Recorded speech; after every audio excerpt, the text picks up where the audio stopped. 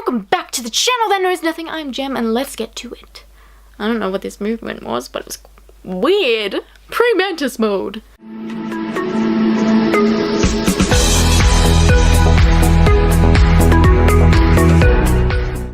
Anyway guys, today we are doing books that I read in February. Yes, I know it is a late video, but at least I am doing it instead of a hell of a long video at the end of the year, because that kills me as much as it kills you. Anyway, let's get to it. The first book in February that I read, that was quite a weird thing that I just did, but it was Lady Midnight by Cassandra Clare. This book, oh my god, I don't even know where to begin with it. So many things I thought were really wrong with it, but I also kind of liked it. I liked it better than the Mortal Instruments series, but not as much as the Infernal Devices series. That one will never be replaced. Next up is The Elephant by Peter Kavassana?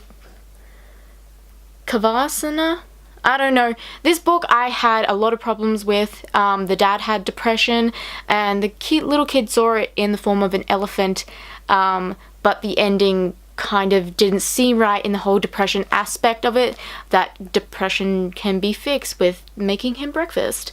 I had a lot of issues with this book, but I had to read it for university, and the teacher didn't even ask anybody if they didn't like it, because they love that book, because, you know, depression can be fixed with breakfast, apparently. That's so wrong.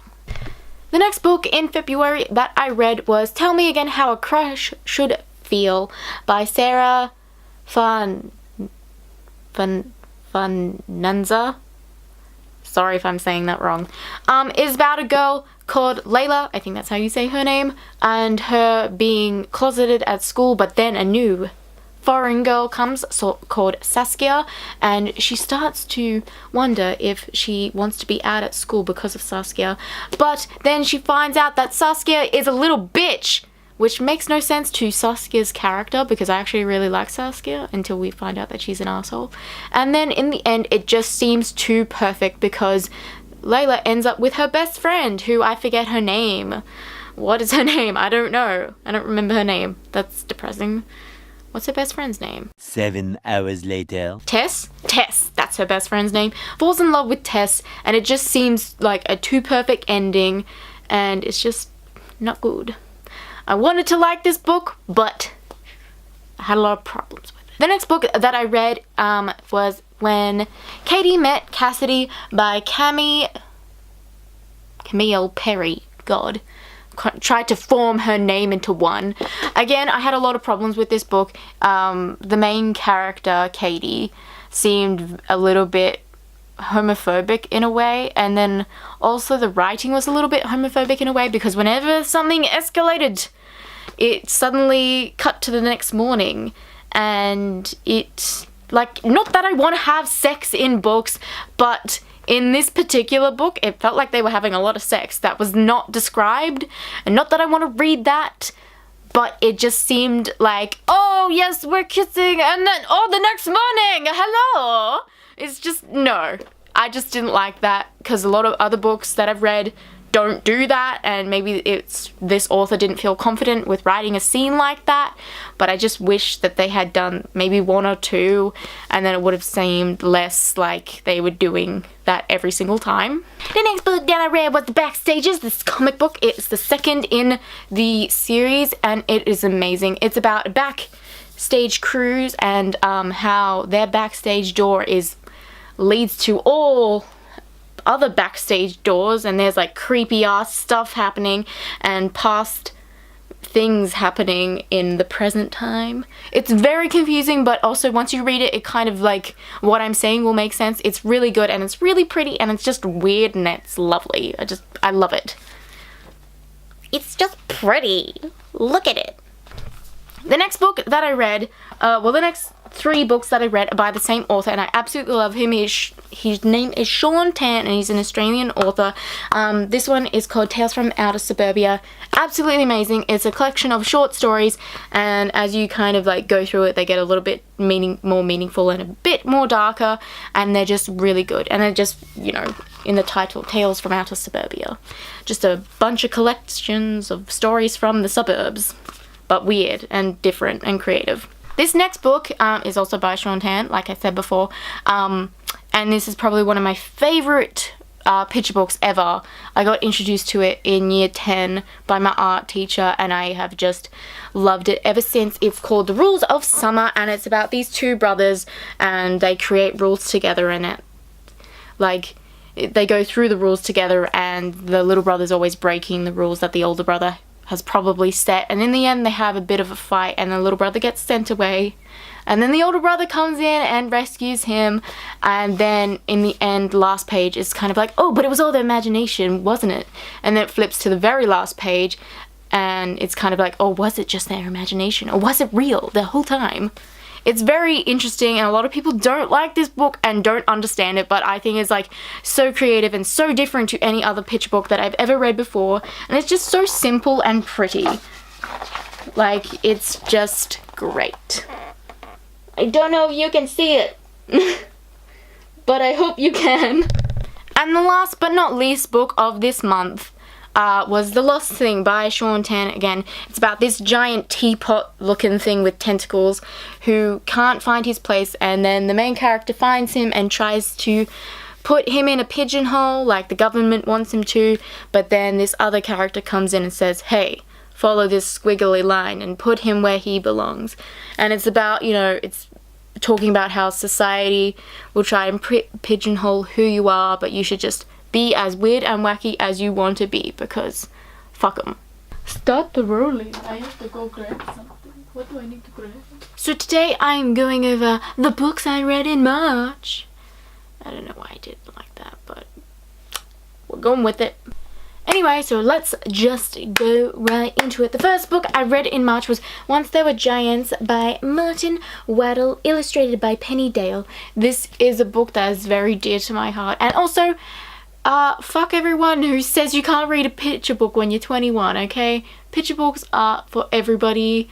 They're not just for kids. Also, I'm doing a class at university where I have to read picture books like every week. It's a strain of my life. But I do love this book. It's one of my favorite books. It was gifted to me when I was quite young. I was in preschool, and I used to make my mum read it to me, and she used to cry at the end, and I never knew why until I was older, and I end up crying at the end too now, so relatable. The next book that I read was One Would Think the Deep by Claire Zorn. I had a lot of issues with this book. I've not really read a contemporary book, not many, where a guy is the main character, just generally because there's just, in my opinion, not that many out there. I do read other books where guys are the main character, but they're not contemporary. They're like science fiction or fantasy or stuff that doesn't fall into like what I would call contemporary. But I found this one a little bit annoying to deal with. I thought the main character was very unlikable at times, and he just didn't make a lot of sense. He was going through a grieving process when he lost his mum to a brain aneurysm, but he just didn't want to talk to anyone about it and pushed a lot of people away, and I don't know a lot of people like that. I do have friends that are guys and will talk to me about problems, and I don't know, this just didn't feel like something relatable to me. Maybe it's relatable to other people, I don't know.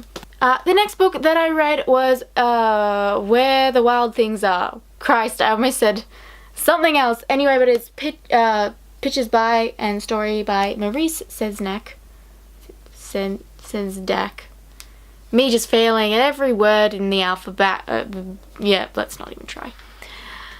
Anyway, this was one of my favorite books when I was a kid. It's very old. I'm not sure if you can tell, but it's quite old.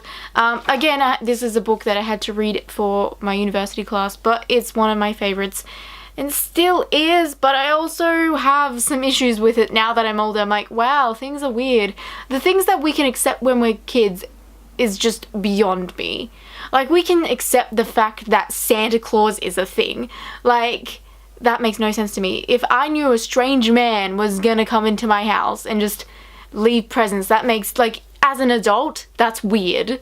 But as a kid, it's like, oh cool, he's giving me gifts, whatever. Again, another picture book, The Lorax by Dr. Seuss. This is, again, one of my favorite picture books, and I never actually read it as a kid, which is weird because it's one of my favorite picture books now.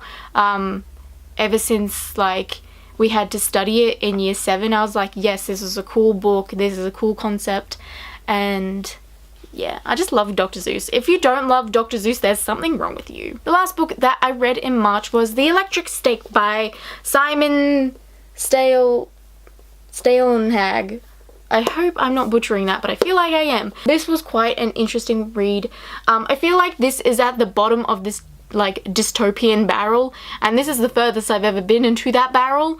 But it's quite interesting, but it's also kind of, I had to wrap my head around so many different things that weren't really like explained very well, or maybe to me it wasn't really explained entirely well, and like, yeah. But I really did enjoy it. This is not coming across great for me, but it was really interesting.